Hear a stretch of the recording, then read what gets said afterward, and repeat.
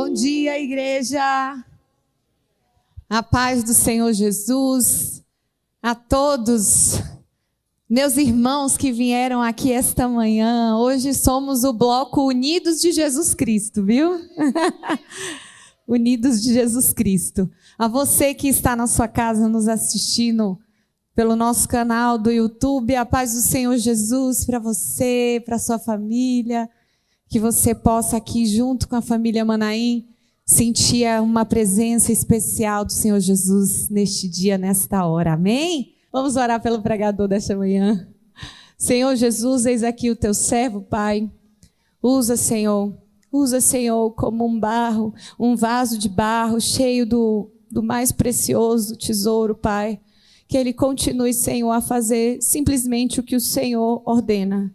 Que seja esvaziado completamente dele mesmo e cheio do teu poder, da tua honra, da tua glória, e que todos nós, como corpo de Cristo, possamos ser inundados pelo teu amor. Em nome de Jesus. Amém. Bom dia, igreja! Glória a Deus. Mais um culto de louvor e adoração ao Senhor, um feriadão de carnaval. Saúdo você que está aqui. Saúde você que está nos acompanhando no YouTube. Vigia, viu, irmão? Não deu uma parada. Congregue. Tem esse feriado aí para ter um momento com o Senhor. Não vai estar meio lá e meio cá não, viu? Vigia. E sobre esse tema carnaval, queria contar um caos bem interessante.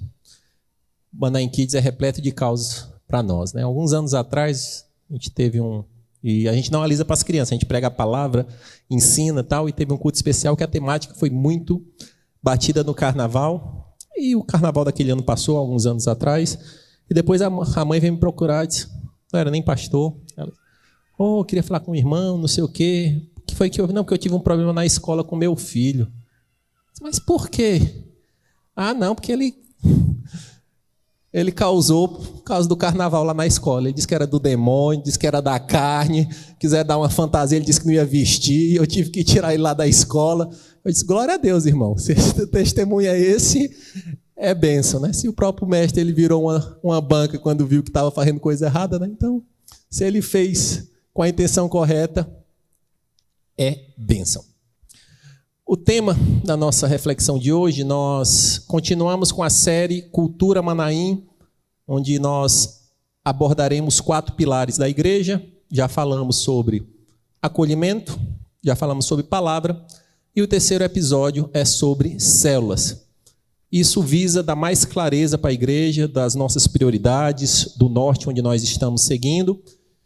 Nos últimos anos fazíamos isso nesses encontros, tipo esse que nós vamos ter no sábado, para os líderes, para o servo voluntário. Nós estamos cada vez mais divulgando e municiando a igreja de clareza do que é prioridade para nós. E o tema célula, queria honrar inicialmente Flavinha, Getúlio, são os nossos líderes, então todos os pastores estão sob a liderança deles no tocante às células, e também honrar pastor Caio e pastora Raquel, que há alguns anos, uns 4 anos aproximadamente, entenderam e colocaram isso como prioridade da nossa igreja. E nós, enquanto famílias pastorais, nós vivemos o poder do relacionamento mais próximo, mais íntimo, mesmo tendo um nível de relacionamento que era bom. Nós se reuníamos, orávamos, tínhamos reuniões administrativas, tratávamos as pautas constantemente, mas na pandemia as demandas reduziram, o pastor Caio fez uma proposição, vamos se encontrar na igreja para orar e falar da vida e entrar na vida, e resumiu que eram encontros que começavam 6, 7 horas da tarde e acabava meia-noite. E ali a gente percebeu que a gente entendia que tinha uma comunhão, mas não era tão profundo e tão interligado como nós pensávamos. E o grupo, né, saiu cada vez mais fortalecido num nível de relação mais profundo. E quando se fala de cultura Manaim, é o nosso DNA, é o nosso jeito de fazer. E o principal ponto da nossa cultura, gente, é a nossa visão, o nosso grande objetivo, que é formar discípulos de Cristo que amam e servem. Tudo que a gente faz na igreja tem o principal objetivo de formar verdadeiros, genuínos discípulos de Cristo. Não admirador, não curioso, não barganhador, não consumista, pessoas que são atraídas por esse evangelho e transformadas por esse evangelho em verdadeiros discípulos. E, consequentemente, essa pessoa vai amar como Jesus Cristo amou e servir no padrão que ele serviu. E nós temos 4 pilares, como já foi falado: acolhimento, palavras, células e serviço. Isso é a base, as pilastras da nossa igreja, mas também isso funciona como um processo, uma linha do tempo, que a gente entende que quem chega na igreja, naturalmente ela vai viver esse processo de integração. Ela vai ser acolhida, ela vai ser confrontada e tratada na palavra. Como o pastor Caio gosta de brincar, ele vai sair da varanda e vai adentrar na nossa cozinha. E na cozinha tem goteira, tem mau cheiro, tem umas coisinhas, mas vem para dentro, que é as nossas células. E, consequentemente, vai servir na igreja, tanto aqui como no mundo. E 10 pontos que nós traçamos aqui, que são bem marcantes da nossa cultura, da cultura Manaim, são: nós somos acolhedores, uma igreja que visa acolher todos, com responsabilidade, com amor. Nós amamos e pregamos, e tudo que fazemos é com responsabilidade com a palavra de Deus. Nós valorizamos o pastoreio em células. Somos servos, nós formamos líderes para dentro e fora da igreja. Valorizamos a simplicidade, somos uma igreja simples, valorizamos a excelência. Somos solidários, valorizamos crianças e jovens, e a nossa adoração é multiforme. E sobre célula, o primeiro ponto é que célula não existe essa palavra na Bíblia. Como também não existe trindade. Não é porque não existe, a gente não tem a compreensão que é algo relevante. O conceito de célula vem do conceito do corpo de Cristo. A Bíblia ela é constante em falar, principalmente no Novo Testamento, sobre um corpo onde Cristo é o cabeça. E o corpo ele é dividido em unidades menores. E essas unidades menores, a menor unidade de um corpo é a célula. Mas, toda vida que eu falar aqui sobre célula, gente, não se atenha à palavra célula. Se atenha que célula é sinônimo de relacionamento próximo, genuíno, verdadeiro, mútuo, onde a pessoa é amada, cuidada, discipulada, treinada. É nesse sentido. E aí o nome, tem locais que chamam de célula, tem locais que chamam de pequeno grupo, grupo pequeno, koinonia, grupo de relacionamento, o nome em si. Mas o que é mais relevante disso é você entender que, enquanto cristão, é necessário você ter relacionamentos sólidos, vínculos efetivos. E sobre a importância de relacionamentos, existe um estudo, que ele é o estudo mais longevo, que continua sendo retroalimentado, feito por Harvard, ele já tem mais de 80 anos, que eles pegaram 700 jovens e, ao longo da vida, acompanharam essas pessoas, e obviamente muitos deles já morreram, mas o estudo, tanto os pesquisadores como o grupo de pesquisa, continua sendo mudado, retroalimentado. E o cerne era entender como essas pessoas envelheciam, seus dilemas, seus problemas, e eles chegaram à constatação que o principal ingrediente para uma vida longeva, saudável, feliz e harmônica não é o dinheiro, não é o poder, não é a fama, não é o status, são relacionamentos, vínculos verdadeiros e sólidos. Isso tem um impacto muito maior no longo prazo do que o dinheiro que você tem, do que a fama, do que o carro. Então, pessoas que nutriram relacionamentos genuínos, verdadeiros, virtuosos ao longo da vida, elas envelhecem melhor. Isso afeta até a saúde. Níveis de doenças são muito inferiores a essas pessoas que se nutrem com relacionamentos virtuosos. E como o mundo tem pautado os relacionamentos? Nós estamos aqui num experimento muito claro, que é o carnaval, onde, teoricamente, o mundo está cheio de amigos. Ninguém está sozinho. Mas são relacionamentos, amizades, que muitas delas são superficiais, são parciais, são egoístas, são interesseiras e, principalmente, levam para caminhos que não são bons. E o que não falar do impacto das mídias sociais dos nossos relacionamentos. Quanto mais o avanço da mídia social, pior a qualidade dos nossos relacionamentos. Você tem cada vez mais seguidores, menos ligações. Você tem mais like, menos sentar à mesa. Você tem uma série de coisas virtuais e mais depressão, solitude, angústia que a conta não fecha. Se cada vez eu tenho mais seguidor na mídia social, eu sou cada vez mais querido, amado, eu recebo vários coraçõezinhos ao longo do dia. Mas no mundo real, eu definho por dentro, por faltar, primeiro, a relação das relações, que é a relação com o nosso mestre, e a relação com o nosso semelhante. Quem já ouviu falar no Apple Vision Pro, que é um equipamento que recentemente saiu da Apple? Alguém já viu? Levanta a mão. Alguns já viram, mas se preocupe não que logo em breve isso vai tomar conta do mundo, e eu não estou querendo demonizar ou não a ferramenta, mas o que é isso, né? Os relacionamentos têm ficado cada vez mais difíceis, que todo mundo está com o celular na tela, aí somados ao celular tem o fone, só que agora esse Apple Vision Pro, ele junta tudo isso num óculos de realidade virtual, onde você fica completamente imerso. Ali você consegue trabalhar, você consegue assistir filme em alta definição num telão, que o óculos lhe dá a sensação que você está assistindo no cinema, e uma série de outras coisas. E já tem vídeos das primeiras pessoas que compraram o Apple Vision Pro no mundo real, no metrô de Nova York. É uma coisa bizarra. Ela fica lá imersa no mundo paralelo, e digitando, e passando as coisas, e dando zoom. E quem está de fora, você olha assim, que coisa é essa?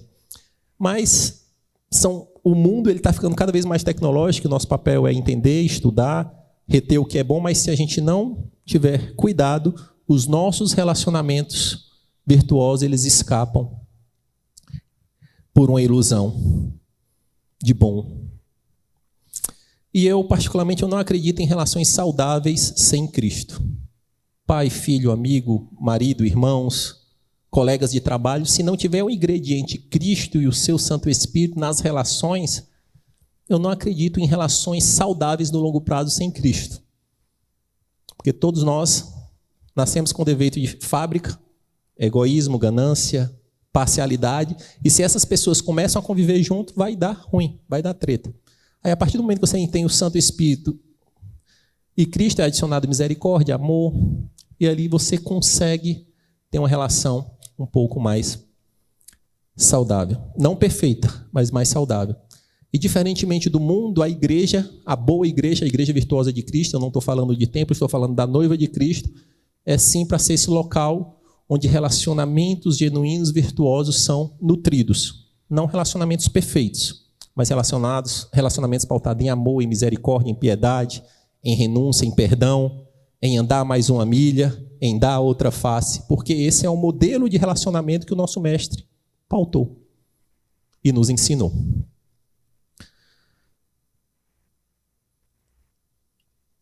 E o tema relacionamento íntimo, próximo, ele está dentro da macrovisão bíblica, da cosmovisão bíblica.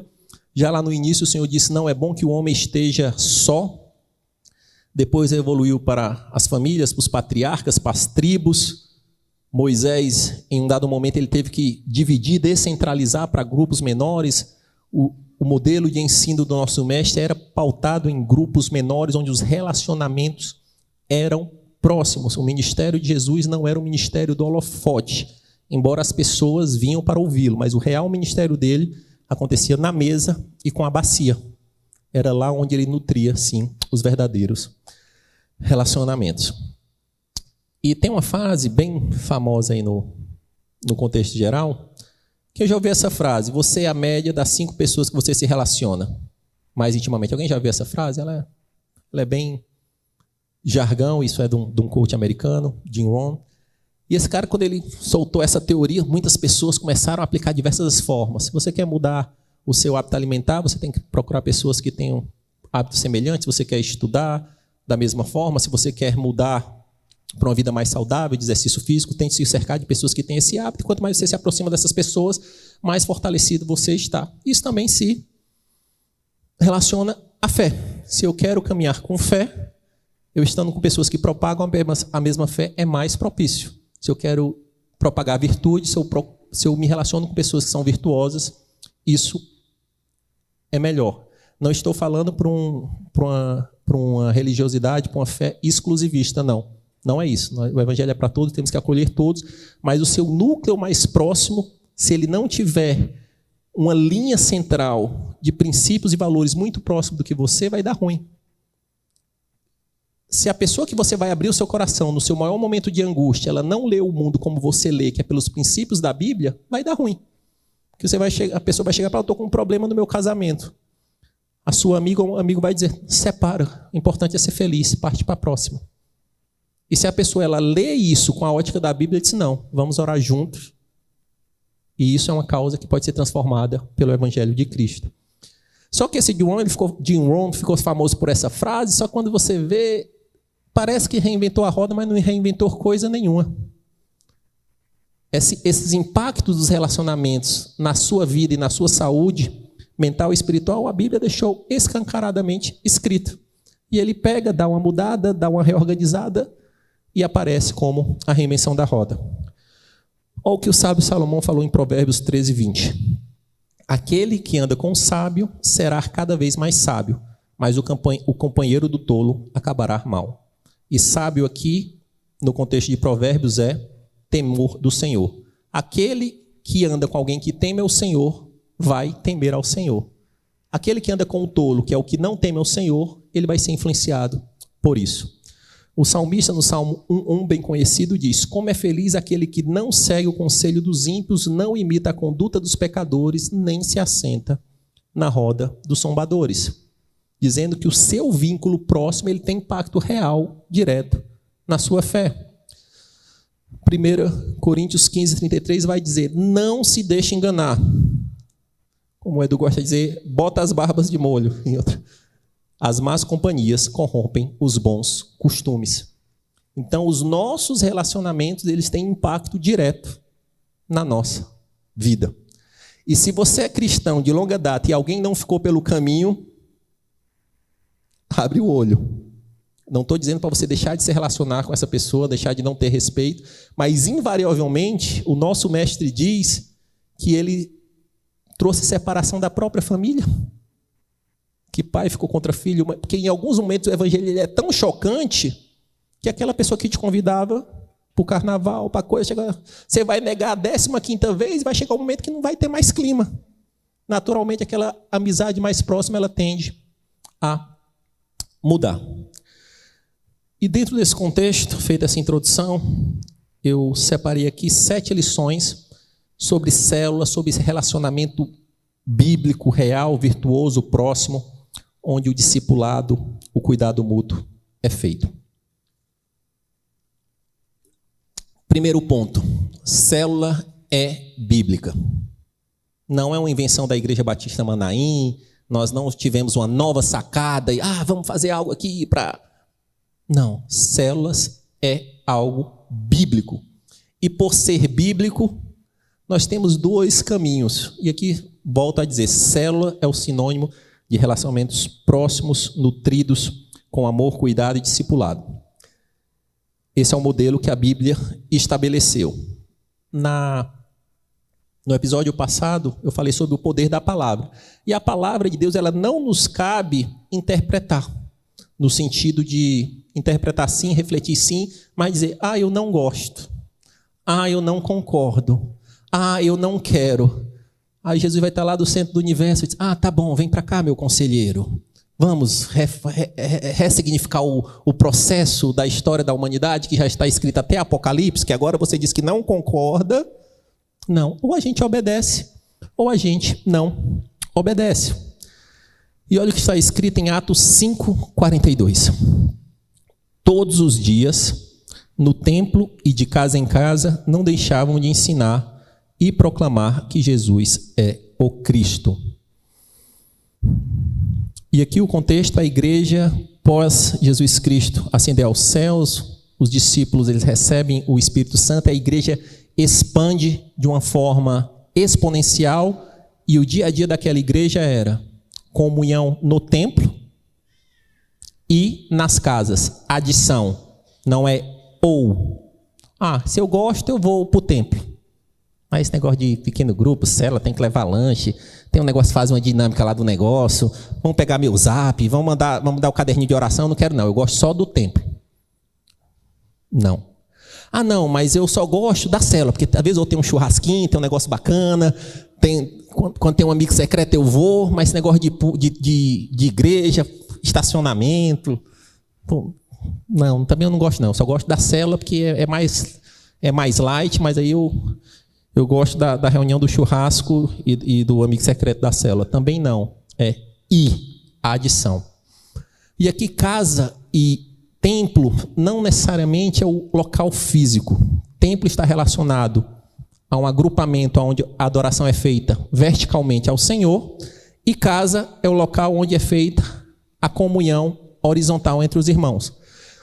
E com a evolução da modernidade, isso pode ser casa, pode ser restaurante, pode ser cafeteria, pode ser parque, você pode ter o seu encontro menor na universidade, na escola, pode ter seu encontro menor na casa, no trabalho, tem diversas formas. O importante é você estar no ajuntamento para celebrar o Senhor em conjunto e no restrito, na relação diminuta, estar sim com os seus irmãos.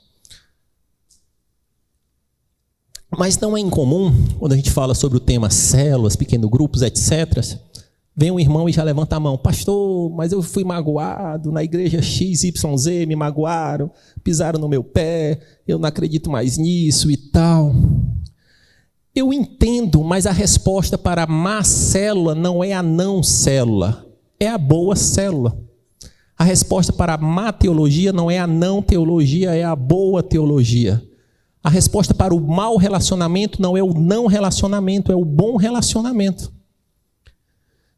E é interessante que, imagine se Paulo tivesse parado com a primeira pedra no sapato. Me magoaram. Não gostaram de mim. Não sorriram, não me apertaram a mão. Não. Era chicotada no lombo, perseguição, cobra, naufrágio, prisão. E esse homem avançando no padrão bíblico. Sinagoga e compartilhar mútuo com os irmãos. E às vezes aqui na igreja, principalmente tem alguns irmãos que têm uma memória bem aguçada e também questão de flexibilidade. Às vezes eu faço essa reflexão com o Getúlio. A aderência das células Manaim para quem é novo, com menos de 3 anos de igreja, é muito maior do que tem aqui com menos tempo. Muito maior. É da ordem talvez de 70-30. Talvez 70% das pessoas que estão nas células, depois acho que a gente refletiu sobre esse número, é das pessoas que têm menos tempo com a igreja do que os mais antigos. E naturalmente, quando você é mais antigo, você sabe mais da história, você tem mais mago, mais uma coisa e tal. Mas tem irmão que você pergunta, ele chega, pastor, eu quero conversar e tal.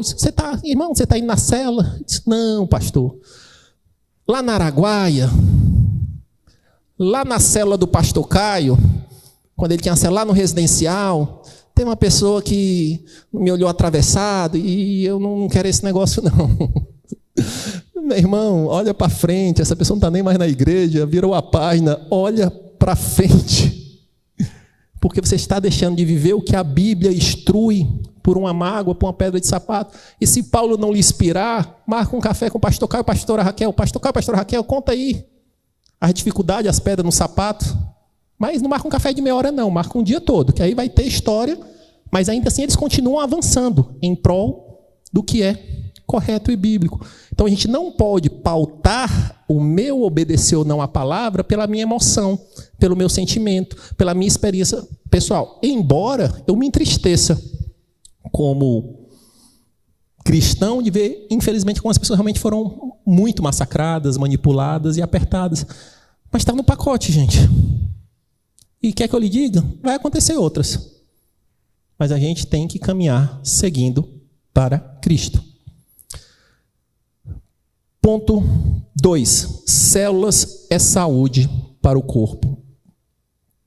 Aqui o contexto, Moisés, líder do povo de Deus, o contexto era ele não era com 10, 20, 30, estava com milhões, literalmente milhões de nós cegos. E toda essa demanda desembocava pessoalmente nele. Do início do dia até o final do dia, ele dava tratativa e vazão a todos os problemas. E chega o seu sogro, Jetro, camponês, pastor, e para o homem mais relevante ali do povo hebreu, e ele observa aquela loucura. Se Jetro tivesse os conceitos modernos, ele ia dizer, Moisés, você está num burnout, você vai dar ruim aí, Moisés, porque esse nível de descarga, de sobrecarga, da maneira que você está tratando, 7 dias por semana, não tem dia, não tem folga, não tem hora. Toda essa carga chegando em você vai dar ruim. E olha o conceito de Jetro, inspirado por Deus, que ele deu para Moisés. Mas escolha dentre todo o povo homens capazes, temente a Deus, digno de confiança e inimigo de ganhos desonestos. Estabeleças como chefe de 1.000, de 100, de 50 e de 10. De 10, grupo menor, pequeno. Eles estarão sempre à disposição do povo para julgar as questões. Darão a você apenas as questões difíceis. As mais simples decidirão sozinho. Isso tornará mais leve o seu fardo, porque eles o dividirão com você. O processo de células, pequenos grupos menores, ele descentraliza o eu popstar, o eu oráculo, onde ele resolve tudo, tudo passa por mim, eu tenho todas as respostas. Moisés, que era Moisés, não estava dando conta? Jetro chegou, você tem que fatiar em grupos menores até nível de 10, e ali você vai encontrar uma pessoa que seja temente ao Senhor, leal a você, com esses pré-requisitos, e essa pessoa ela vai arbitrar pelo que é simples, pelo que é rápido. Não precisa tudo chegar até você, Moisés. E se a gente não entender isso, meus amados irmãos, o corpo adoece. O corpo ele é formado por vários membros juntas, completamente diferentes, e ele tem condições sim de se regenerar de uma forma mais rápida e fácil. Mas, infelizmente, nós temos visto muitos e muitos líderes religiosos definhando, querendo ser o eu resolvo tudo. Eu sou o cara. Nada acontece se não passar por mim. Imagine na igreja do tamanho da nossa, se todas as causas de todos os conceitos, de todas as pessoas desembocassem no pastor Caio e da pastora Raquel. Se não existissem os pastores auxiliares que estão ali suportando, se não existissem os líderes de células, não existissem os líderes de ministério. É saúde para o corpo descentralizar, para ter velocidade. E, infelizmente, uma pesquisa americana, né? E os americanos eles fazem pesquisa para tudo, por isso é mais fácil. Feita com pastores, diz que 75% se consideram extremamente estressados. 90% trabalham mais de 55 horas por semana. 90% chegam ao final de semana exaustos. Se eu quiser fazer tudo sozinho, é insustentável. E nós, infelizmente, temos visto casos cada vez mais comuns de líderes religiosos com ansiedade, depressão, síndrome do pânico e até suicídio. Então, o corpo ele precisa fluir para que ele consiga ser cuidado de uma forma mais fluida. Ponto 3. Célula combate o isolamento. Hebreus 10, 25.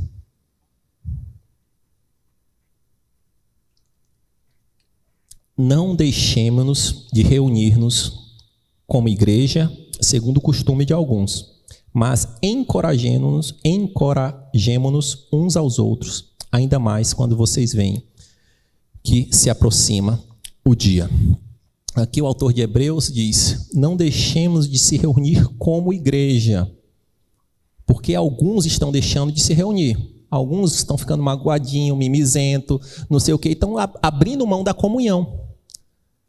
E só que o autor diz, ainda mais agora que vai dar ruim, está chegando ao fim.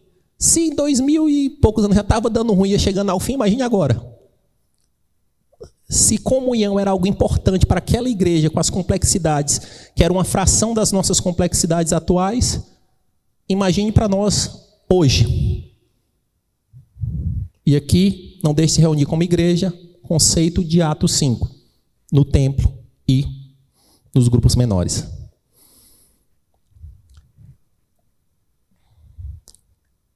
E tem aquela ilustração que fala que a brasa fora do braseiro, não é versículo, viu, gente? É ilustração, viu? E o Senhor disse, a brasa fora do braseiro, não tem isso não. A Bíblia fala de brasas vivas, fala de outras, de brasa que tocou a boca de Isaías, de outro conteúdo, mas na verdade, brasa fora do braseiro é ilustração, que diz que se uma brasa ela vai saindo, se ela ficar distante do braseiro, o poder ali de calor dela, rapidamente ela se apaga. Mas a questão do isolamento, meus amados irmãos, é uma estratégia voraz do nosso inimigo. Se você está em grupo, você é mais forte. Se eu vou lhe isolando, eu vou ficando cada vez mais vulnerável. Você vê até naqueles canais de África, Discovery e tal, às vezes você vê até animais como zebra, às vezes uns animais bem fracos, se grupam, às vezes eles conseguem escapar de leão ou de leões, dependendo da situação. Mas se ele está sozinho, é presa fácil. Você vê alguns predadores até brincando, bate, morde, fere, esperando ali para aquela... Então, o isolamento é muito nocivo. O isolamento é muito nocivo. O evangelho não foi feito para você caminhar sozinho. Isso não é bíblico. E um ponto que eu queria destacar, muito cuidado para você não estar isolado, sem fazer parte de algo, achando que é parte de um grupo relevante. Você pode estar com aquele sofisma, achando que faz parte, mas na verdade você não faz parte. Embora nós tenhamos o controle organizacional, administrativo da igreja, não é um papel assinado que vai definir se você é não membro do corpo de Cristo. Não é isso. Não é isso. Você ser família Manaim é muito mais do que você ver lá, preencher, entregar a ficha lá na secretaria e sumir. É vida na vida. E eu conto um caso real, que aconteceu há algum tempinho atrás. Encontrei uma irmã, e na conversa, eu falei, irmã, quanto tempo você está na Manaim? Ela disse, 5 anos. Eu disse, 5 anos? Obviamente que eu não sou o pastor Edu, né? Que o pastor Edu é o nosso HD de consulta de membro. Vou ter uma pessoa dizer, Edu, isso aqui e tal. Ele vai lá, ele está dentro, está fora, não sei o quê, saiu. Ele nos ajuda nisso, que ele é mais municiado do que nós. Mas eu disse, caramba, mas 5 anos? Há 5 anos atrás a gente não tinha nem o culto da noite, né? Que a gente podia dizer que ela vinha só à noite e tal, e talvez o culto que ela ia era o culto que eu não ia. E eu fiquei naquela, e eu perguntei, eu olhei nos olhos da irmã e falei, irmã, 5 anos? Não, pastor, é porque teve a pandemia. Eu fui em um culto antes da pandemia e parei. De 5 anos deu 3 anos e meio. Então, assim, 3 anos e meio um culto. E depois da pandemia? Ah, pastor, aí depois tive um negócio do trabalho, eu estava fazendo faculdade, e meu pé estava doendo, e o sol, a lua, o astro. Ah, eu acho que eu vi uns 3 cultos. É hilário, mas é real. Estou aqui abrindo entre nós, vida na vida. Uma pessoa que com 4 cultos em 5 anos se entendia corpo. Sem perguntar, eu sou família Manaim. Eu sou membro desse corpo. Então a gente tem que ter cuidado. E esse sofisma dá essa ilusão que a pessoa é. Um outro caso real, no aniversário, eu acho que foi de 21 anos, a gente teve a Edmel Williams aqui, e a Ana ela começou a disparar para convidar pessoas, e tinha uma moça que fazia faxina lá em casa, e a Ana, ela também cristã, vamos lá, vai ser bênção e tal. E um tempo depois, na faxina da outra semana, ela falou, dona Ana, eu vou na Edmel Williams, mas eu fiz uma faxina em outra pessoa aqui do condomínio e convidei para ela ir. Tem problema? Eu disse, Ana, não tem problema não. Eu disse, mas sabe o que aconteceu, dona? Ela disse que ela é membro lá da tua igreja. Mas eu não pensei que ela nem era, eu não sabia nem que ela era crente. Aí disse, me mostra a foto. Aí ela mostrou a foto, eu nunca vi mais alta, mais magra, mais gorda, mas nunca vi na vida. Mas se perguntar, ela disse, não, eu sou membro da Manaim, eu sou corpo da Manaim. E eu fiquei, aí eu gravei a foto também, não vendo de Edmel Williams, não. Mas se a gente não tiver cuidado com esse sofisma, eu acho que eu sou parte de algo e eu estou ali como um animal completamente isolado e o inimigo deitando, enrolando na sua vulnerabilidade. Ponto 4. Célula é corpo. Romanos 12:5. Carta aos Romanos. Assim também em Cristo, nós, que somos muitos, formamos um corpo e cada membro está ligado a todos os outros. O que é que ele está dizendo? O corpo de Cristo ele tem a ligação direta, vertical com a cabeça, que é Cristo, mas ela tem inter-relação mútua com os outros membros do corpo. Não existe um corpo unicelular, a não ser que seja um protozoário ou ameba. Que é o que nós não somos, né?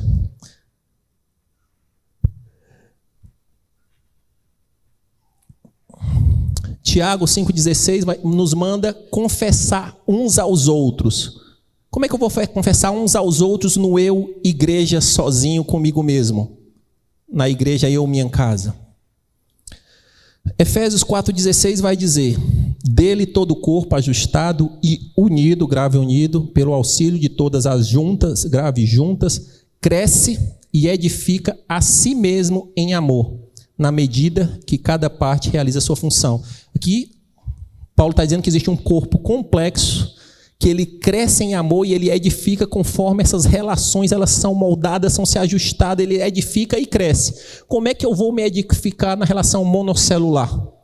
Como é que eu vou crescer sozinho? Não é possível. Existe, meus amados irmãos, algo relevante e real da nossa igreja. Quanto mais, para a glória de Deus, as células avançam, o coeficiente de treta diminui. Se a gente pensar o nível de treta que a gente tinha antes da célula estar institucionalizada, era muito maior. E eu meço isso pela quantidade de gabinete pastoral. Tinha vezes que era 5, 6 por semana. Agora tem, mas às vezes você tem, agora quando tem é mais complexo. Que alguns até você tem que pensar e dizer, pô, que às vezes quando chega é porque às vezes já passaram por alguns filtros lá, como falou Moisés, alguns a gente tenta resolver, e alguns a gente, ô pastor Caio, mata no peito que é tua, essa daí não deu nem para nós. Mas tirando essa brincadeira, existe uma relação direta de um corpo que convive, porque se eu convivo, gente, sabe por que a treta diminui? É porque a Bíblia é perfeita, porque eu deixo da relação cliente-fornecedor e eu passo a me relacionar com um irmão próximo. Se eu tenho um irmão próximo, eu tenho compaixão, eu tenho amor, eu conheço as vulnerabilidades, ele conhece a minha. Se eu estou numa relação de cliente-consumidor ou de entretenimento, tudo me dói. O ar-condicionado está ruim, não quero, torta de frango de novo, e não sei o quê. E tudo é motivo, porque se eu for cliente, nesse mundo onde o cliente está no centro e está sendo massificado pelo customer centricity, o cliente é o que decide tudo. Mas se eu estou numa relação mais próxima, eu não sou cliente, eu sou irmão. E existe uma outra correlação que é real. O percentual de pessoas que servem na igreja e estão em células é consideravelmente maior de quem não está em célula. O percentual de pessoas que dizimam na casa do Senhor, que estão em célula, é consideravelmente maior do que não estão. Eu não estou querendo aqui dizer que a célula vai resolver tudo, mas o que eu estou dizendo, se a gente seguir o padrão bíblico, que é ter uma intimidade, uma disciplina espiritual no secreto, vir aos cultos constantemente, me relacionar com meus irmãos constantemente, fazer isso ao longo do tempo e se não transformar, rasga a Bíblia. Rasga a Bíblia, porque é essa a fórmula que ele deu. Ó. Vai para o teu secreto, ora, jejum e oração, você e o teu pai. Cultua constantemente e tem intimidade genuína com os irmãos, isso vai te transformar. Uns mais rápidos, outros mais lentos, cada um no seu processo e tal. Mas não é para ficar estagnado. Ponto 5. Célula é família. Efésios 1:5. Em amor nos predestinou para sermos adotados como filhos por meio de Jesus Cristo, conforme o bom propósito da sua vontade. Ainda podemos dizer, sem ninguém se escandalizar, que família é formada por pai, mãe, filhos, primos, tias. É isso, né? A gente ainda vai viver um mundo, se Jesus não volta logo, do eu, família, sozinho. Você é filho de quem? Não sei. Pai de quem? Não sei. Tem irmão? Não. Você nasceu de onde? Do nada. Da explosão cósmica. Que eu apareci sou eu. A gente ainda vai viver um mundo, se Jesus não voltar, para ver isso. Mas ainda assim, a família ela é nutrida por relacionamentos mútuos. E aqui o texto é muito claro que nós, por amor, nós fomos adotados como filhos. Mas pense no filho adotivo, ele está lá no local de adoção e ele é retirado daquele local de adoção e colocado num local sozinho. Ele vai ser família? Não, ele só vai mudar de local. Ele passa a ser família quando um filho adotivo, um pai pega um filho adotivo, outro filho adotivo, outra filha adotiva, outro filho adotivo, e aquele pai dá um nome, cuida, protege, dá direção, e aqueles filhos adotivos se relacionam com o pai na vertical e com os seus irmãos na horizontal. Mas gosto sempre de lembrar que quem tem filho adotivo não escolhe o irmão que tem. Todos nós somos adotados. A gente saiu da orfandade completa e chegou aqui e Deus colocou os irmãos tudo junto. E aí? É vocês mesmos, tudo irmão. Ah, mas eu não gosto, eu não quero. Então, prefere a orfandade? Porque aqui no meu reino é assim, eu pego o órfão, coloco aqui e boto para conviver junto. Mas, meus amados irmãos, infelizmente, nós temos banalizado o mundo em geral, a cultura, palavras sublimes como família. Depois da igreja, família é o que é mais de precioso que o Senhor criou na terra. E hoje a gente fala de família como se estivesse falando de filme de futebol, de qualquer outra coisa, mas família é algo perfeito que o Senhor criou. E essa família, ela é atacada, e chega um momento que ela vai ficando cada vez mais desfigurada. E daqui a uns dias você tem o que a gente tem visto hoje, né? A pessoa se casa, se torna um pansexual com a árvore e adota um camundongo e é uma família. Ele é casado com a árvore, adota um camundongo e se diz uma família. E um outro termo que foi muito denegrido e depreciado ao longo do tempo é o nome irmão. Irmão, por contexto da igreja, é algo sublime, é algo precioso. Eu era um filho adotivo, não tinha nome, não tinha sobrenome, não era Zé ninguém, e eu me tornei alguém em Cristo e você é meu irmão. Só que o irmão, ele se tornou um pronome de tratamento. Irmão, quase como senhor, senhora, em alguns casos pejorativamente. Você vai lá na empresa e diz, lá vem o irmão. Aí o cara diz, mentiroso. Lá vem o irmão, está devendo a cantina. Se está devendo gourmet, quita, viu, irmão? Estou brincando. Mas o irmão, que é para ser algo sublime da relação, ele se tornou algo sem valor algum, que a gente fala, irmão. Irmão é um laço íntimo, forte e sólido. E eu queria compartilhar uma experiência pessoal minha, onde eu consegui entender pela graça de Deus o valor do que é irmão bíblico. Até então, eu conhecia apenas o irmão pronome de tratamento. Irmão.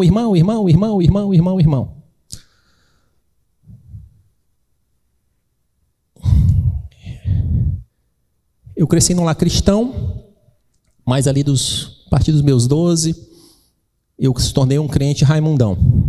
Pé na igreja, pé no mundo, sem nenhum glamour para isso, gente. Esse negócio que crente tem que ter testemunho ruim para falar não, é bom quando não tem. Melhor é sempre quando não tem. Mas eu era o crente raimundão, né? Entrava na igreja, saía da igreja e tal. Só que eu criei um mecanismo de defesa para não se relacionar com as pessoas da igreja. Se tem alguém fazendo isso, o Espírito Santo vai te confrontar agora. O que é que eu fazia? Igreja grande, eu chegava um pouquinho atrasado e saía um pouquinho mais cedo. Aí entrava e saía, igreja grande, eu sumia no meio da multidão. Mas ainda assim, eu vejo irmãos tendo relação, assim, via uma pessoa próxima, uns jovens próximos, um sorrindo, um se abraçando e tal. Eu ainda ficava ferido. Eu disse, panelinha, hein? Chegava mais cedo, mais tarde, saía mais cedo e reclamava. Disse, cambada de boca aberta aí, ninguém vem falar comigo. Eu ainda ficava com esse mimimi. Mas até então eu conhecia o irmão pronome de tratamento. Só que teve um acampamento nessa igreja. E a minha mãe falou, disse, filho, vai para esse acampamento e tal. E sua irmã está entrando na adolescência, seu irmão também, não vai por você não, vai por eles. Aí ela faz a pior palavra que ela... Pior não, a melhor, né? Que agora hoje eu falo que é o melhor. Ela fala, faz pela mãe? Ela falou, faz pela mãe. Tá bom, mãe. Aí eu fui com os meus irmãos para esse acampamento da igreja. Eu, na igreja, desde nascido, com 19 anos, não tinha vínculo com ninguém. Entrava e saía. No máximo, um irmão, ou no máximo, quando vem o louvor, abraça o seu irmão. Aí ali era de matar. Mandava abraçar o teu irmão, Era de lascar. Quando mandava abraçar o irmão, sorrir por irmão, orar pelo irmão, não tinha irmão, gente. Eu não tinha irmão. Mas nesse acampamento eu conheci o valor do irmão. Um rapaz, Paulo Henrique, você é bênção na minha vida. Nesse acampamento ele me chamou para perto. Cara, sai daqui, senta comigo, vamos trocar uma ideia. Começou trocando ideia e tal. E quando acabou o acampamento, cara, tem um pequeno grupo na igreja de sábado à noite, vamos lá. E ele estava lá mais cedo, me chamou para me dormir na casa dele, marcava para me orar na igreja quando saía do trabalho. Cuidou de mim, me discipulou, me entregou ao corpo. E eu estava naquele grupo que eu chamava de panelinha. Me introduziu, cuidou de mim. E ali ele se tornou uma amizade que já perdura 21 anos, não uma amizade, uma irmandade. No ponto, ele me viu sendo batizado em línguas, ele viu eu conhecer a Ana, eu morando aqui em São Paulo, e ele tinha tanta confiança minha, que a mulher da minha vida ali disse, pô, pega a Ana, vai estar assim sozinha, pega lá minha irmã, e ela vai no cinema com elas, vai lá comer uma pizza, ele ia. E há poucos meses atrás, vocês sabem, a Ana perdeu o pai, ele estava lá conosco, no velório, de mão dada. Isso é irmão. Não é pronome de tratamento. E se a gente não alertar para isso, a gente está apenas utilizando pronome de tratamento, sem ter uma verdadeira irmandade. Irmãos são poucos, nesse nível, né? Jesus, ele tinha a escala e tinha ali os mais próximos, natural. Mas se a gente não se alertar, nós podemos entrar e sair da igreja, frequentar e usar irmão e não ter irmandade, coisa nenhuma. A verdadeira irmandade em Cristo são irmãos adotivos com o mesmo pai que criam vínculos próximos e sólidos. E para refletir se a gente tem irmão ou não, talvez você está aí, será que eu tenho irmão ou será que eu não tenho irmão? Tem alguém que você abre o seu coração sem reservas? Alguma? Já é um ponto de atenção. Tem alguém que te vê fora das máscaras gospel, cristã, fora da Bíblia debaixo do braço? Estive em Fortaleza recentemente, ele esteve lá conosco. E lá a gente trocou uma ideia, ele abre o coração, a gostar dele. Tem alguém que você pode ligar fora de hora, sem protocolo, sem poder... Está podendo falar? Ou manda uma mensagem, fica naquele negócio? Você fala, não fala? Não, alguém que você sabe, liga, cara, estou precisando falar contigo, trocar uma ideia. Alguém que sabe se você pode contar a tempo e a fora de tempo. Porque se não tiver abre o olho. Porque a Bíblia não foi feita para andarmos sozinhos. O Senhor nos anotou e nos deu irmãos não conhecidos, que nós temos que ter essa vigilância, porque é uma questão muito sutil. Ponto 6. Célula é apostólica. Mateus 28:19. Portanto, vão e façam discípulos de todas as nações, batizando-os em nome do Pai, do Filho e do Espírito Santo. Célula não é clube, não é confraria, não é ajuntamento de semelhantes. Abrindo aqui um parêntese, 2 parênteses. Primeiro, quem faz parte de célula aqui da Manaína, ergue o braço. Oh, glória a Deus. Se é bênção, deixa erguido, dá uma olhadinha para o irmão do lado e fala assim, ó, dá aquele sorrisinho, ó. Faz o merchan. Faz o merchan. Glória a Deus, pode baixar. E isso ainda se inclui... Eu fiz o merchan e me perdi aqui, deixa eu voltar. Não, agora voltei.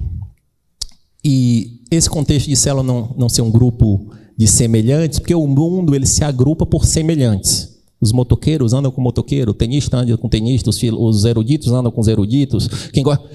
Mas certo dia eu entrei aqui numa célula de sexta-feira, eu estava lá congregando os irmãos, saí para tomar um café e voltei. Sabe quando o Espírito Santo assim para e disse, Jesus da glória, qual a possibilidade dessa galera estar junto se não fosse na igreja de Cristo?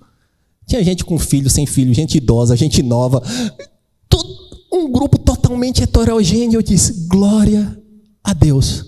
Esse é o mistério do Evangelho de Cristo. Não, célula não é um agrupamento de semelhantes. E ela tem que ter, sim, esse caráter e esse objetivo apostólico. A célula ela não pode virar um clube e se tornar o fim nela mesma. Vamos nos reunir para que a gente fique bacana, legal? Não. O foco é transformar vidas, forjar discípulos, implantar um reino, amadurecer pessoas para que essas pessoas cuidem de outras pessoas. E não existe células gigantescas, meus amados irmãos. Certo dia um irmão falou, eu estou indo ali na célula da irmã de oração. Eu disse, amém, glória a Deus. Você sabia, pastor? E ele falou, porque numerologia no meio de religioso é um negócio complicado, né? Eu acho que você sabia que a célula dela tem 200 pessoas? Eu disse, não sei qual o conceito do que é célula, do que é grupo pequeno, mas se Jesus caminhava com 12, ela está conseguindo cuidar de 200 proximamente. Se Moisés arregou, botou lá para cuidar de 10 em 10, se é uma reunião de poder, de mistério, de ensino, de oração, é outra coisa. Não é célula. Mas a ordem é clara. Vão e façam discípulos. E se eu não entender o objetivo principal, que é fazer discípulo, que a nossa missão está alinhada à missão de Cristo, a célula pode se tornar um clubinho. E se tornar um clubinho, ela perde o caráter de cuidar de pessoas. E se perder o caráter, aí vai ter um crente, cliente e velho. Aí é complicado. Quando a célula ela começa a crescer, em algum momento, quem foi cuidado, ele vai ter que servir para cuidar de outras pessoas, naturalmente. E não é divisão, é multiplicação. É você ofertar o que você recebeu de graça. Pense comigo. Jesus ascendeu aos céus, Pentecoste, os apóstolos, discípulos cheios de poder, e eles falam, vamos fixar a célula dos teólogos, discípulos de Cristo de Jerusalém. Vamos se reunir todo dia aqui, e só nós, e só nós. A gente não estaria aqui, gente. Eles amavam um ao outro, mas em algum momento, alguns tiveram que ser enviados, alguns tiveram que sair do vínculo que era mais confortável. Prova disto é que os relatos históricos atestam que Paulo e Pedro morreram em Roma, Mateus na Etiópia, na África, Tomé na Índia, outros no que é o atual Irã, na Turquia, na Grécia. Então eles, em algum momento, eles abriram mão do que até era mais conveniente em prol da missão. Isso é um alerta para que os grupos menores, eles não se tornem algo com fim em si mesmo. Ponto 7. Jesus tinha célula. Coloquei entre aspas, para ninguém se ofender, né? Como assim? O pastor disse que Jesus tinha célula. Só faltou dizer que era células Manaim, hein? Não é sobre isso, meus amados irmãos. O que eu estou querendo dizer, lembra que eu comecei dizendo que células é um grupo menor que é cuidado, discipulado, amado e treinado. Se você não vê isso no ministério em Jesus, ao ser batizado, logo depois ele começou recrutando os seus 12. E ele não tinha capacidade de ir por 13, 14, 50, 200? As multidões estavam lá, seguindo, se esbofeteando, querendo milagre, ver os seus ensinos. Ele pregava para muitos, mas o cuidado, a mesa, a bacia e a toalha era para poucos. Essa foi a estratégia do mestre. Cuidado próximo, vida na vida.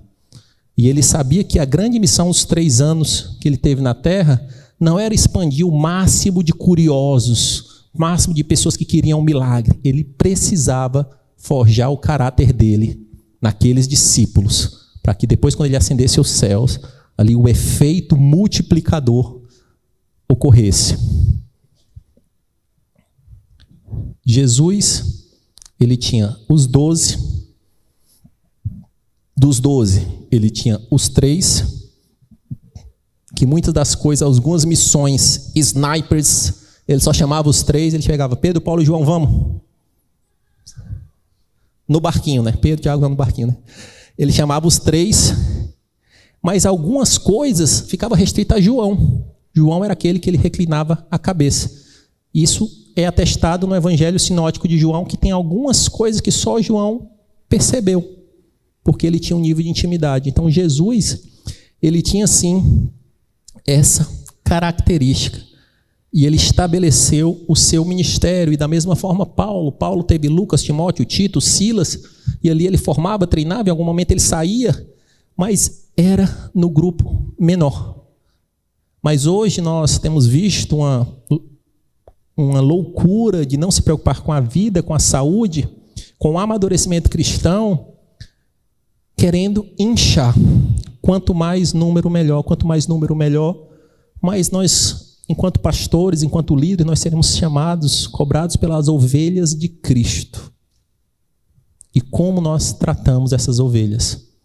E se a gente não tiver o cuidado de fazer de uma forma diligente e nos padrões bíblicos, é algo muito, muito arriscado. Recapitulando o que a gente viu nessa manhã, os 7 pontos.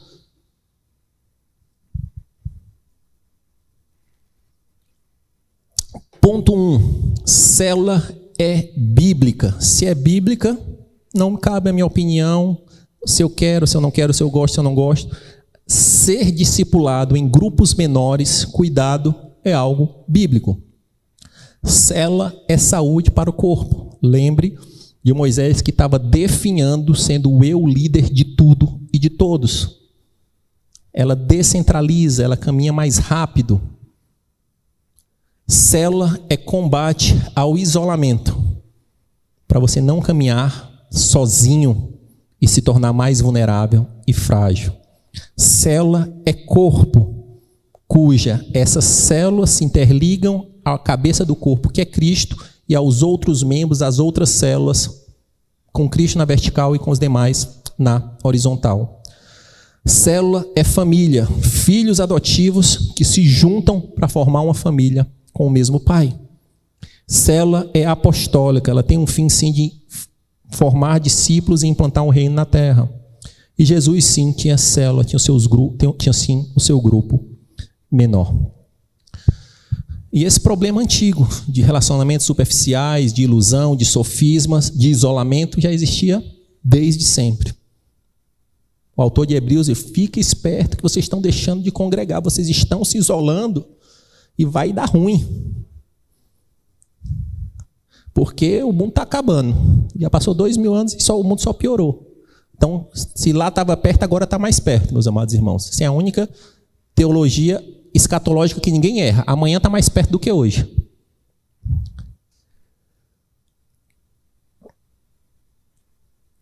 Mas Jesus, ele ofertou a graça e um modelo para dizer: vocês não precisam andar e caminhar sozinho. Vocês não precisam andar e caminhar sozinho. Você pode e deve ser cuidado pelos seus irmãos semelhante. Mas ao ser cuidado, você precisa viver, investir tempo, ter intencionalidade nesses relacionamentos. E o tema aqui, gente, intencionalidade, eu queria dar um reforço nisso. O que é intencionalidade?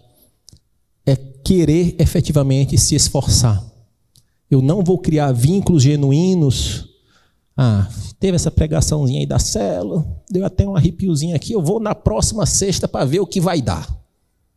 Se eu gostar, eu fico, se eu não vou gostar, eu vou embora. Nem vem, meu irmão, se for com esse pensamento, mas eu tenho que ter intencionalidade para criar vínculos reais. Tem um outro exemplo real de uma moça que servia em um dos ministérios da igreja. Ela saiu da igreja, a líder me falou e eu entrei em contato. Irmão, está tudo bem? Aconteceu alguma coisa? Você saiu da igreja? Já decidiu? Queria orar por você? E tal, pastor, eu quero oração e tal. Mas em linhas gerais, porque a igreja é muito grande, ninguém me dá atenção, ninguém me quer, ninguém sabe meu nome, ninguém estende o tapete, e isso, né? Tudo nesse contexto, tudo outro e nada eu. Aí eu refleti: minha irmã, você fez alguma coisa do que você está falando por alguém nesse tempo que você teve aqui da igreja? Não fiz não. Mas mais do que isso, eu disse amém. Você já tomou a decisão, Deus te abençoe. E depois eu voltei para a líder. Achei ela ferida, né? Talvez a gente falhou em algum momento e tal, pedi perdão. Mas aí o que aconteceu? Porque ela se viu no ministério, eu convidei para a célula, eu chamei para vir em casa, eu propus ir na casa, o que eu podia fazer, eu sugeri, mas a pessoa não queria. Então, se relacionar é intencionalidade. Se eu não tiver intencionalidade disso, não vai fluir. E agora eu vou fazer o que se chama de anti-marketing. O que é que o marketing tradicional faz? Você vai aplicando conceito, você vai levando assim numa frequência e no final você dá o grande finale. Mas o meu não é o grande finale não, é o bad finale, é o ruim finale. Porque agora nessa parte eu vou dizer o que acontece por trás das cortinas da célula, né? Você pode estar ficando até motivado, achando que é legal, achando que é bênção. É bênção sim, mas é complexo. É complexo por quê? Porque tem ser humano ainda não glorificados em processo de transformação. Então, como eu sempre gosto de dizer no Café dos Novos, você vai se decepcionar. Natural.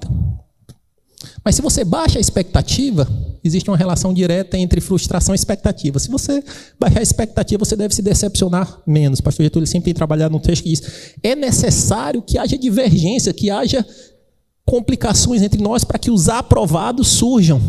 Então, se relacionar com pessoas vai ter, sim, dificuldades, complexidades, mas é o modelo bíblico. Eu não estou chamando aqui para você vir para um mar de cruzeiro que ninguém vai pisar no teu pé ou que ninguém vai te decepcionar.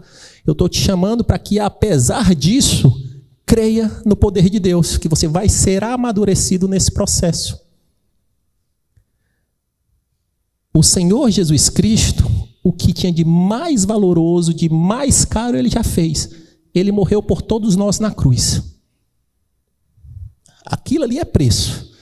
Mas o que Ele pede para nós, como preço, é como um bom pai. Filhos, se esforcem para caminhar junto como bons irmãos.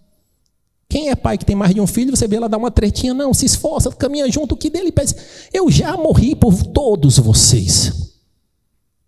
O que era para ser feito, eu já fiz com amor e misericórdia. Mas agora se esforcem para caminhar junto. Se esforcem para cuidar um do outro. Se esforcem para amadurecer. E nesse processo, silenciosamente, o meu caráter vai sendo forjado em ti. E aquele peso que era difícil, você vai começar a refletir: eu era exatamente assim. Aquele mimimi, aquela intriga, aquela treta vai te ofender mais, que você vai começar a olhar pelos olhos de Cristo. Mas a graça de Jesus é tão grande que mesmo nesse ambiente complexo, que tem tudo para dar errado, dá certo. Por glória, para a glória de Deus. Eu acredito que todo irmão que levantou o braço e sorriu foi sorriso genuíno, porque ele tem sido abençoado. São incontáveis testemunhos. E o melhor dos testemunhos é o que você sabe com flashback. Diz: rapaz, aconteceu uma coisa grande, aconteceu na cela, e você sabe 6 meses depois. Rapaz, eu nem precisei saber. A misericórdia foi lá, um cuidou do outro, um orou com o outro teve no hospital, outro teve no velório, outro teve no batizado, outro ajudou a arrumar um emprego, e organicamente essas coisas vão acontecendo, porque é irmão. Se é irmão, eu não vou deixar meu irmão passar fome ou uma necessidade. Se é irmão, eu não vou deixar meu irmão cruzar por mim e ver ele angustiado, eu dar apenas uma paz do Senhor seca, como se não tivesse nenhum valor para mim. Você vai parar de ver: o que é que está acontecendo? Está precisando de alguma coisa? Vamos orar junto? Então, meus amados irmãos, é para encorajar que você não precisa estar isolado e caminhar sozinho. Queria chamar o Manaim Worship, nós vamos encerrar orando. Pode baixar as luzes. Eu queria fazer 2 orações com você nessa manhã. A palavra de Deus ela foi pregada. A primeira é que, ao ser confrontado por essa palavra, Jesus Cristo, Ele, o cabeça dessa igreja, o Senhor dessa igreja, aquele que morreu, aquele que criou esse formato para que a gente se reúna, se relacione em amor, aquele que é a perfeição que nos junta, apesar de nós. Se você nunca entregou a sua vida para Jesus Cristo e foi tocado e quer entregar a sua vida para Ele, erga a sua mão, eu quero orar por você. Se você está no YouTube, deixe seu nome, sua cidade. Eu também quero orar por você. Faça essa oração com fé de todo o coração. Senhor Jesus, reconheço que Tu és o Senhor da igreja, o cabeça da igreja, que morreu pelos meus pecados e ao 3º dia ressuscitou. Obrigado por tamanho amor, Senhor. Escreve, Senhor, meu nome no livro da vida do Cordeiro. Me ajuda, Deus, a caminhar contigo dignamente. Amém. Mais um outro convite é para você que é cristão, talvez batizado, membro da igreja, com ficha, dizimista. Não é sobre isso que a gente vai falar agora. Mas essa palavra lhe chacoalhou e talvez você se viu isolado. Talvez você se viu com relacionamentos superficiais. Talvez você se viu no sofisma, que é apenas um consumidor da igreja e não um irmão genuíno dos filhos adotivos de Cristo. E talvez essa máscara de felicidade, ou talvez o que é propagado nas redes sociais, não é a realidade do âmago do teu ser. E se isso está tocando o seu coração de alguma forma, e você entende que precisa mudar no tocante a relacionamentos bíblicos reais, não é sobre igreja, templo, Manaim, casa, não. É sobre convivência genuína e real com irmãos em Cristo. Faça essa oração.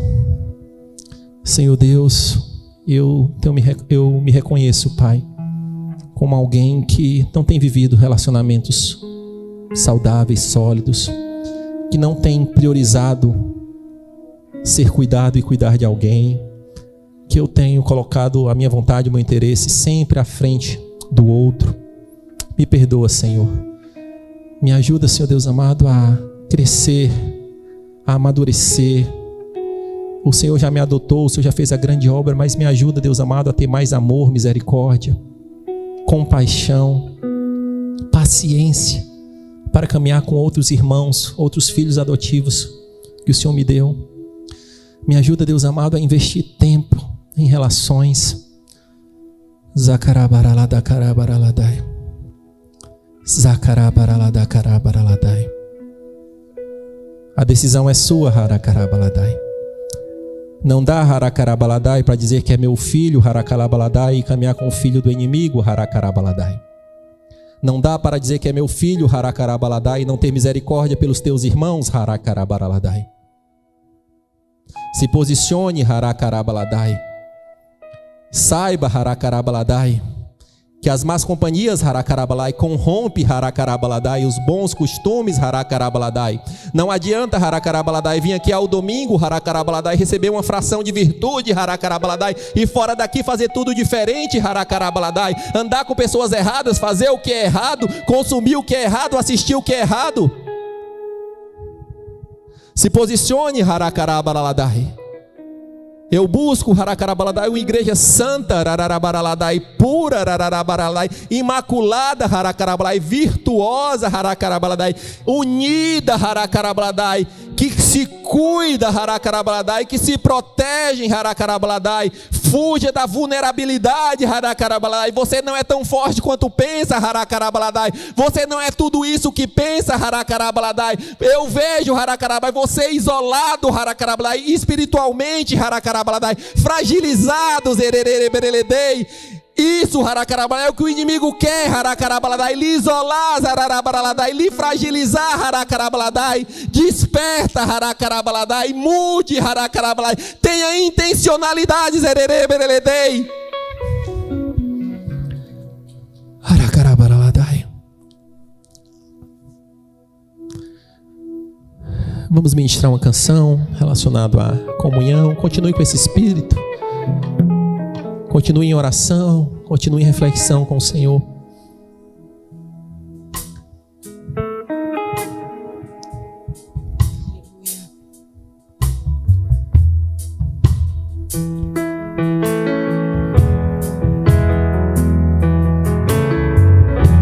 Vamos juntos. Se você puder, fique de pé.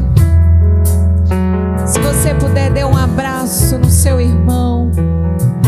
Procure alguém a quem você pode chamar de irmão.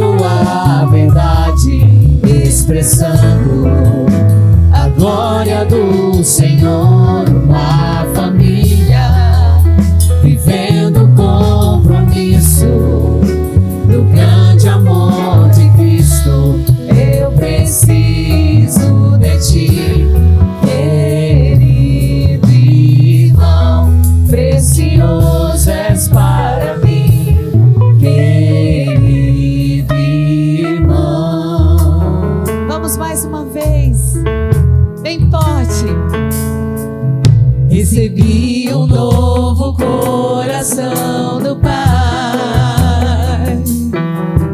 coração regenerado, coração transformado, coração inspirado por Jesus. Como fruto desse novo coração,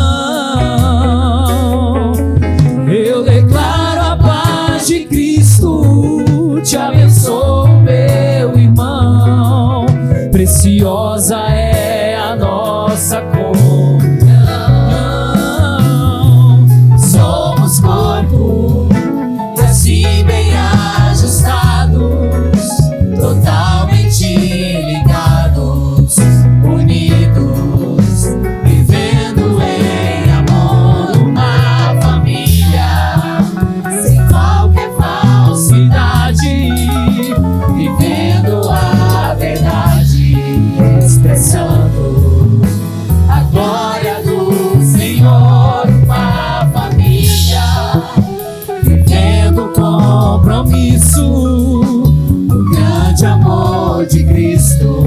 Eu preciso de ti, querido irmão, precioso és para mim, querido irmão, eu preciso de ti, querido irmão, precioso és para mim, querido irmão.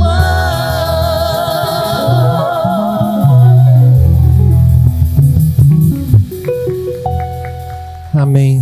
Toda honra e glória a ti, Senhor. Tu és o centro e o cabeça da igreja. Erga as mãos como quem recebe. E se você foi chacoalhado e quer tomar um posicionamento sobre caminhar em célula, em ser cuidado, lá na saída tem os introdutores. Ergue a mão aí, Herbert, e toda a equipe lá, ele está lá na porta, procure. Você só não vai ser cuidado e pastoreado nessa igreja se você não quiser. Só se você não quiser. Tem um exército de pessoas sendo treinadas e forjadas para cuidar de você. Que o amor de Deus, que a graça de Jesus Cristo e que a comunhão, a consolação do Santo Espírito esteja com a sua casa. Vão na paz, em nome de Jesus.